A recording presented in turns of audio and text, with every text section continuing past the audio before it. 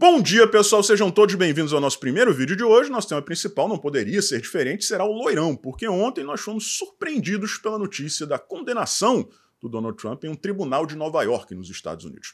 Surpreendidos não é exatamente o termo correto. A gente vai discutir isso em detalhes daqui a pouquinho, mas algumas perguntas ficaram no ar. Por exemplo, ele é de fato culpado?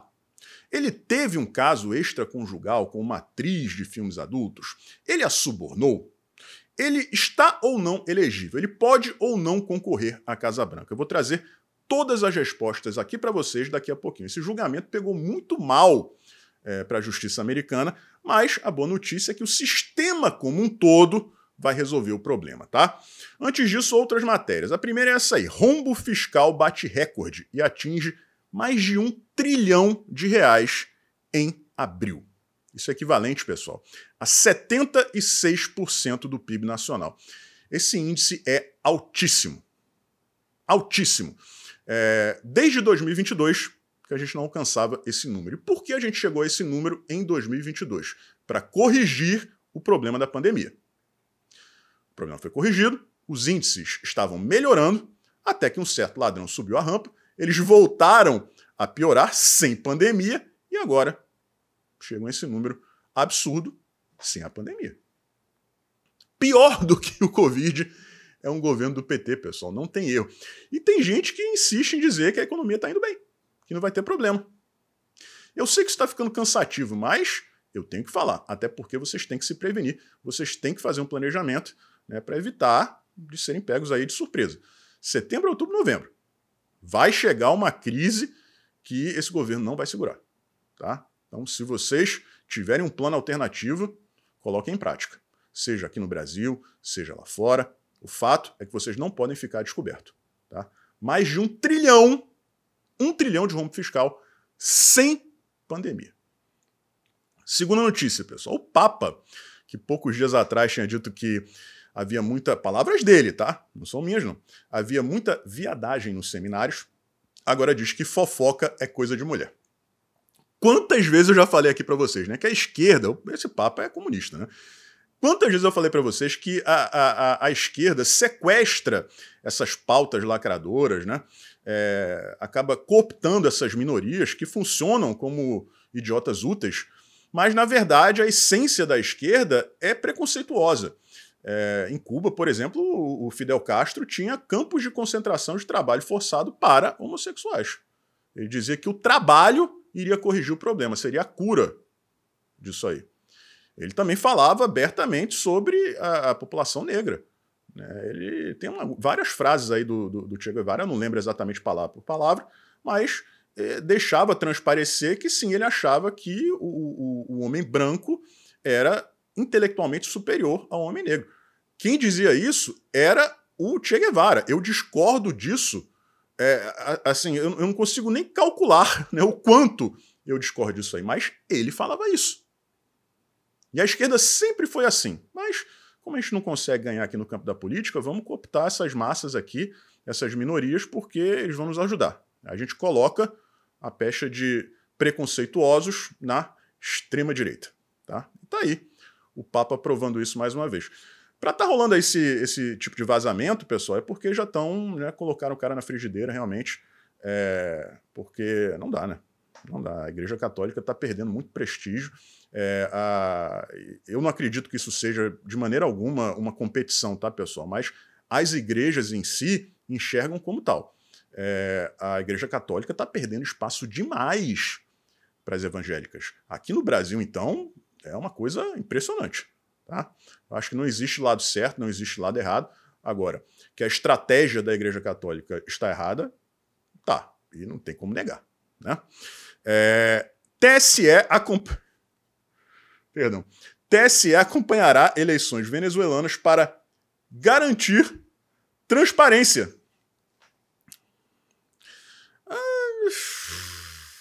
O que eu posso falar a respeito disso, pessoal? O que eu posso falar? Assim, eu acho que... Minha opinião pessoal, tá, gente? Não é uma opinião técnica, né? Até porque eu não tenho conhecimento necessário para falar a respeito disso, não sei como é que é o sistema eleitoral venezuelano. Mas eu acho que quando uma corte, né, em especial a única corte eleitoral do mundo se presta a um papelão desse, algo está errado, porque é meio difícil você acreditar na legitimidade das eleições venezuelanas. Quando você sai eliminando um por um de seus oponentes, como é o caso da Venezuela, da ditadura do Nicolás Maduro, a eleição em si, a votação em si já passa a ser um mero detalhe, né? Então, o TSE deveria ter recusado isso. Não vou participar desse circo, porque se você manda prender, você torna inelegível todo mundo que se opõe a você, né, e o único outro candidato é alguém que, né, é teu par, o que eu vou fazer aí? Não tem nada a fazer. Mas aí depois você para pensar e percebe que é uma situação meio parecida com a do Brasil, aí você compreende. Né? Talvez não tão explícita a que nós temos aqui, porque nós ainda somos, de acordo com essa turma, né, a elite político-judiciária do Brasil, uma democracia plena. Então existe transparência no nosso sistema eleitoral, existe a democracia, é o povo quem manda. Lá na Venezuela não tem mais como disfarçar a realidade. Agora, me surpreendeu o fato do TSE, por mais que diante desse cenário que eu acabei de expor para vocês, de existirem similaridades, me surpreendeu o fato deles aceitarem.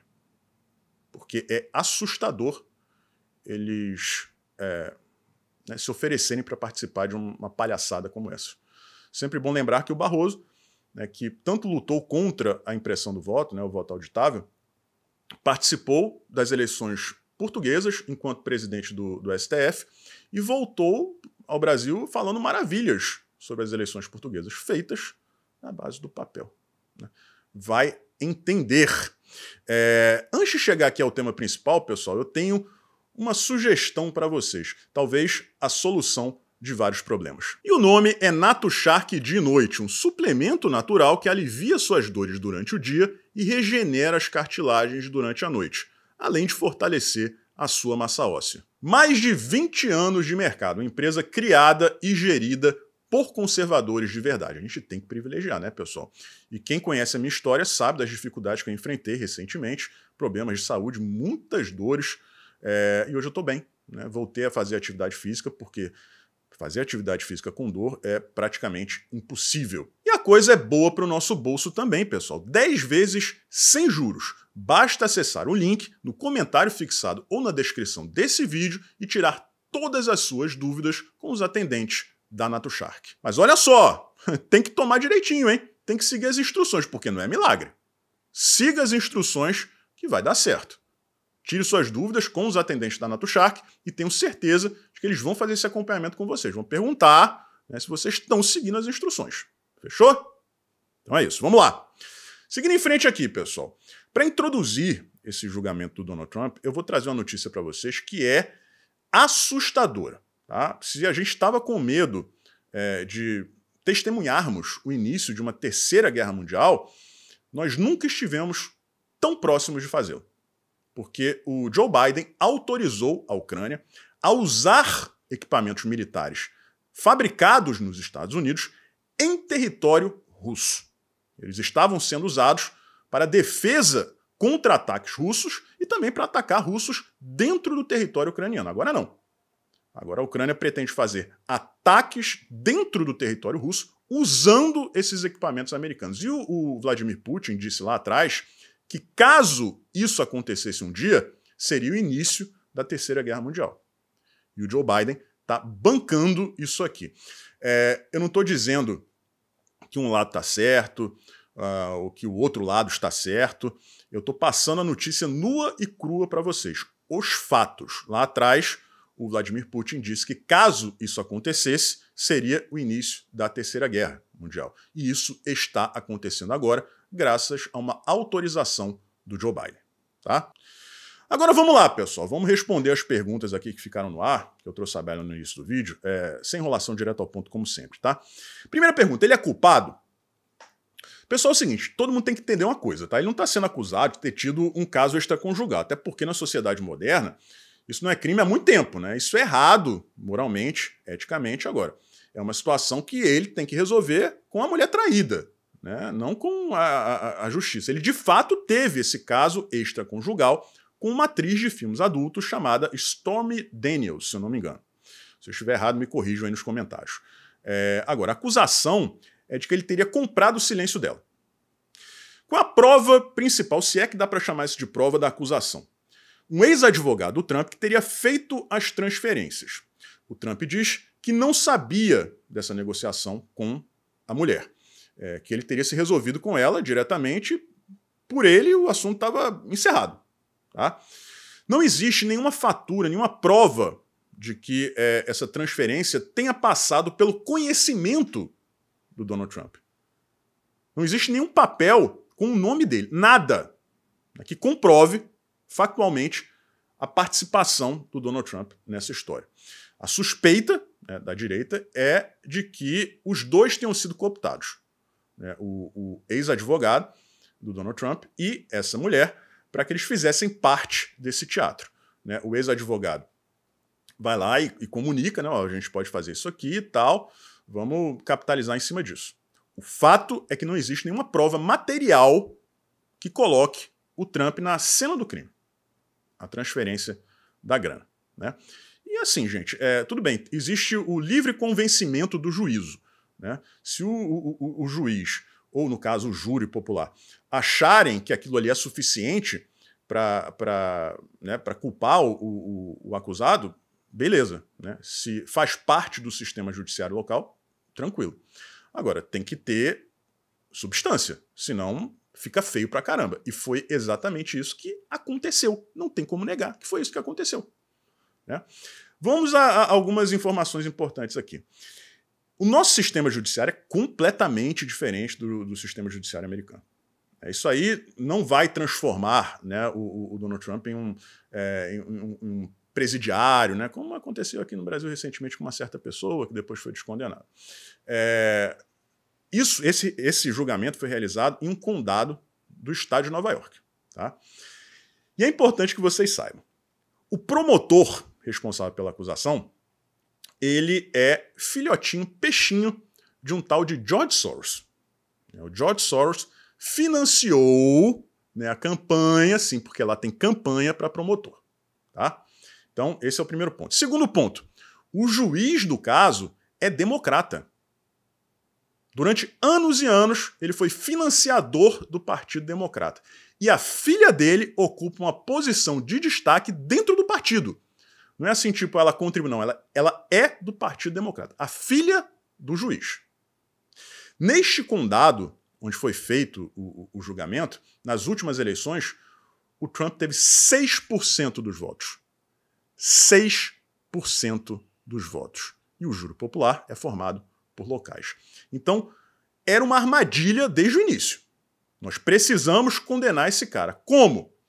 Vamos arrumar um caso aqui, meia dúzia de testemunhas aqui, vamos jogar nesse condado aqui porque está tudo em casa.